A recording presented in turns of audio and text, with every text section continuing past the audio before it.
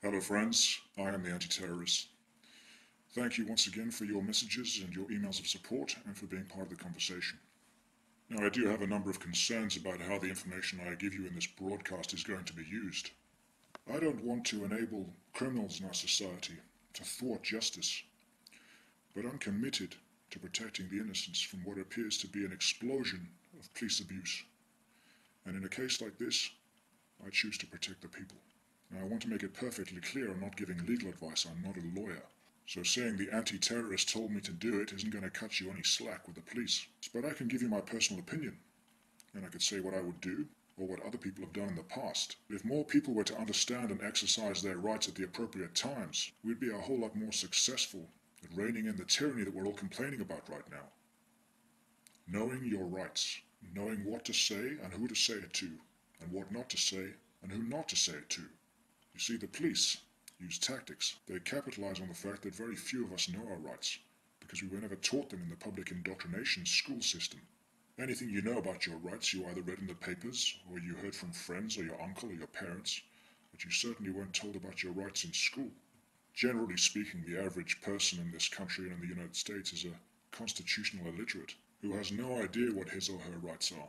But they're constantly complaining about losing their rights. Your rights are lost not because someone took them from you, but because you're unable to claim them. You don't know what the right is, and you don't know how to claim it. The police now are trained to get the evidence from you. Not by force, although that happens from time to time, but rather to do it subtly, to trick you. They cunningly coerce you into waiving your rights because of your ignorance. Don't blame the policeman for violating your rights. At some point in time, you've got to say, hey, Mr. Policeman, you're violating my rights. It's up to you to tell him. It's an adversarial position. The policeman against you. He's not your friend. If you think the policeman's your friend, you got your head up your backside. Now, let's be clear. Adversary does not necessarily mean enemy. I'm talking about an adversary in the sense of playing chess with someone. Someone who wants to win a situation, as opposed to someone who wants to do you harm. They need to win to get their detection rate up. Especially in the British police, it's all based on detections, how many detections they get in a particular day. So they're not your enemy, they are your adversary. It's not supposed to be that way, and it wasn't always that way.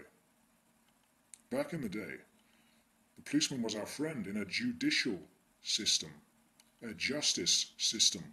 Today, we have a monetary system, not a judicial system, it's money.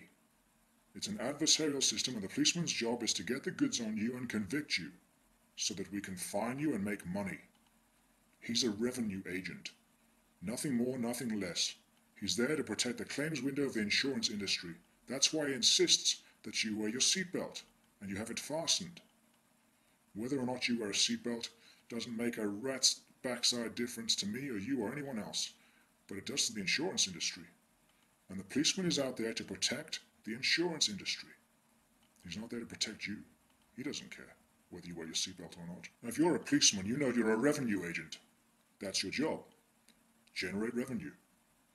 And you also know that if you don't generate revenue over there, your boss is going to be asking you about that. The average number of tickets we write in this department is 2 a shift, and you're only writing 1.7, John. Now what the hell's going on here? Tom over there, he's averaging 3 tickets per shift. And the police, they vehemently deny it, that they've got a quota system. Excuse me, Mr. Officer. Let's be intelligent people over here. Mr. Policeman, try writing no tickets whatsoever for 30 days and see what happens to your job. For the next 30 days, every time you catch someone speeding, give them a warning. Instead of giving this guy a ticket for drunk driving, give him a ride home. Try that for 30 days and find out what happens to your job. Then tell me there's no quota system, officer. See, the biggest complaint that we should have, and the complaint that the police actually do make themselves because they understand what's going on, is that they're being used as revenue collection agents instead of doing their job and protecting us from the bad guys of this world. They're out there to collect money. They know it, and they don't particularly like it very much. As I said in my last police video, they're mostly good people, and they do understand what's going on. See, we all pay our taxes, and the taxes are used to support the police department.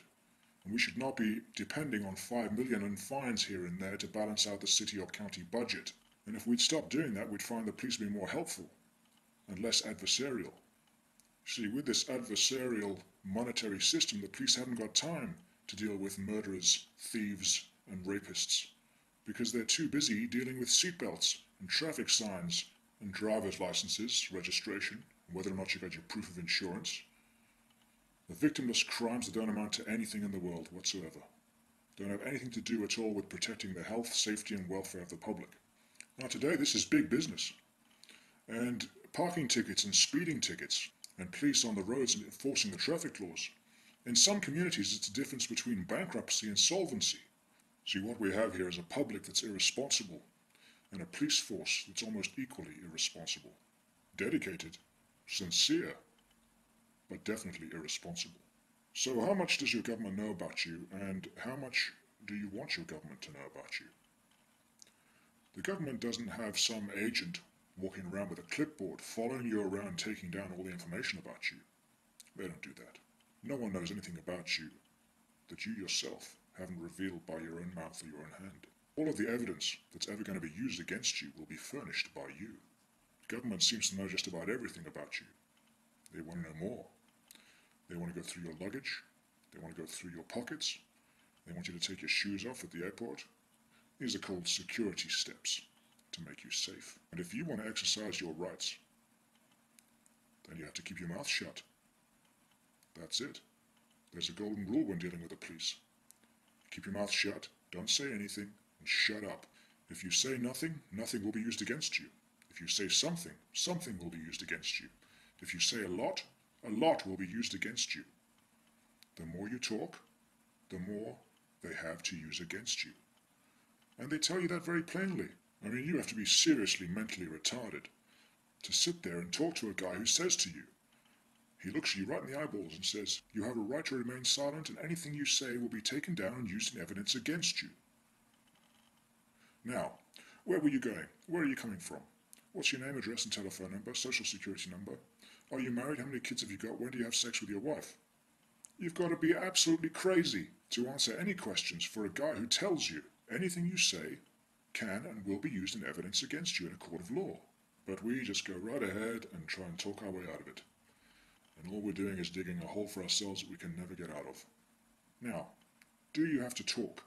Do you have to answer questions for anyone, whether they be a government official or just an ordinary guy in the street? You see, it may well be that the police are required by law to ask you certain questions. Now, the reverse question is, are you required by law to answer any of those questions? And the answer is no. See, most people will answer every question that you ask them.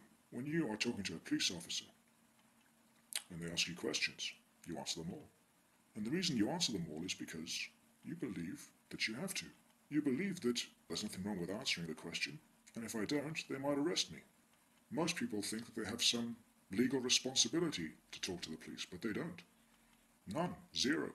As a general rule, if you're here to ask me questions, Mr. Police Officer, the answer is I'm not telling you a damn thing. If you're coming here to ask me questions about somebody else, I don't have any problems with that. Answering questions about somebody else. If you want to ask me about the mafia guy down the road, or you want to ask me what I saw when the red car hit the yellow car, I can be a helpful witness if that's what you want. But when you start asking me questions like what's your name, what's your birth date, where do you live, you're starting to get into an area that's actually none of your business, and I'm not telling. And I don't have to. If you're being detained by them and they're just chatting away to you and they're saying, oh, isn't it a lovely day today? You don't have to answer that question. If they say, well, the weather's pretty bad today, isn't it? You don't have to answer that question either. Where are you going? You don't have to answer that question. Where have you been? None of his business whatsoever. Now, I don't think I'd be rude to him. I don't think I'd say you're an ugly SOB and I'm not answering any of your questions. That would be impolite. I could, because that would be free speech, but I wouldn't do that. I often hear the argument, if you don't have anything to hide, why don't you answer their questions? See, your teacher taught you in school when you were a kid. If you've nothing to hide, you should answer the questions. And by the same token, when the police officer asks you a question and you refuse to answer, his immediate response from his own training is, wow, this guy's got something to hide. I better dig deeper. See, people often ask me, well, what is it that you're hiding? And I often say, well, if I told you what it was I was hiding, it would no longer be hidden, would it? If I told you what it was that I was hiding, it would no longer be hidden, would it? So I'm not telling you what it is I'm hiding. As it happens, I'm hiding my privacy. You see, privacy is only important to people who value their privacy. Nobody seems to make the statement, well, if I don't answer the question, it's probably because it's none of your damn business.